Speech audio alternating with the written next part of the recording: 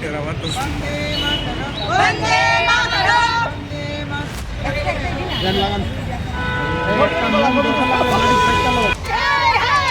मोदी सरकार हाय हाय हाय हाय हाय।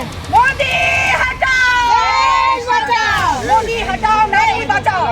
सत्तर गिरफ्तार करते হবে করতে হবে করতে হবে। বিজেপি হটাও দেশ বাঁচাও। বিজেপি হটাও দেশ বাঁচাও। আপনারা সকলেই দেখেছেন, সারা দেশবাসী দেখেছেন, গত কিছুদিন পূর্বে দেশের প্রধানমন্ত্রী নরেন্দ্র মোদীজি যখন কর্ণাটকে বিজেপির সহযোগী দল এর হয়ে প্রচার করছিলেন এবং এমপি প্রজ্জ্বল রেভান্নার হয়ে মানুষের কাছে ভোট চাইছিলেন, ঠিক সেই সময় সারা দেশে প্রায় ৩,০০০-এর অধিক প্রজ্জ্বল রেভান্না যে নারী সংক্রান্ত যে অপরাধগুলি করেছেন সেই ভিডিও সোশ্যাল মিডিয়াতে ভাইরাল হয়েছে। এবং আশা করি আপনারা সকলেই এই ভিডিওগুলি দেখেছেন। যে ভিডিওগুলি দেখলে তা প্রমাণিত হয় যে প্রজ্জ্বল রেভান্না একজন নারী বিরোধী এবং ওনারা যখন সরকারে ছিল, উনি একজন দেশের প্রাক্তন প্রধানমন্ত্রীর পরিবারের লোক।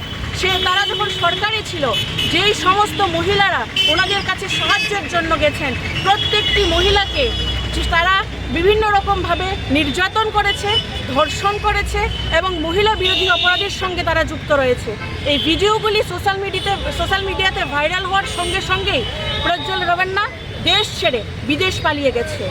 এবং মোদী সরকার এবং অমিত শাহজি, আমরা বিভিন্ন ফটোতে দেখেছি, সোশ্যাল মিডিয়াতে বিভিন্ন ফটো দেখেছি, ওনাদের পরিবারের সঙ্গে তার ফটো রয়েছে গত কিছুদিন পূর্বে। কিন্তু উনি যখন প্রজ্জ্বল রেভান্না যখন দেশ ছেড়ে পালিয়ে যায়, আজ মোদী সরকার চুপ রয়েছেন। প্রধানমন্ত্রী নরেন্দ্র মোদী স্লোগান দিয়েছিল বেটি বাঁচাও বেটি পড়াও, কিন্তু যখনই বিজেপির সহযোগী দল কিংবা বিজেপি দলের কোনো শাসক দলের কোনো এমপি এমএলএরা মহিলা বিরোধী অপরাধের সঙ্গে যুক্ত হন, ঠিক সঙ্গে সঙ্গেই মোদী সরকার বেটি বাঁচাওয়ের স্লোগান ভুলে গিয়ে ধর্ষক বাঁচাওয়ের অবতীর্ণ হন। আমরা এই ধরনের ঘটনার বিরুদ্ধে তীব্র নিন্দা ও প্রতিবাদ জানাই এবং আমরা মোদী সরকারের কাছে এই দাবি রাখছি যেন উনি ওনার মৌনতা ভেঙে অতি সত্বর মহিলা বিরোধী যে প্রজ্জ্বল রেভান্না রয়েছে ওনাকে দেশে ফিরিয়ে এনে ওর বিরুদ্ধে যেন কঠোর থেকে কঠোরতর শাস্তির ব্যবস্থা গ্রহণ করেন।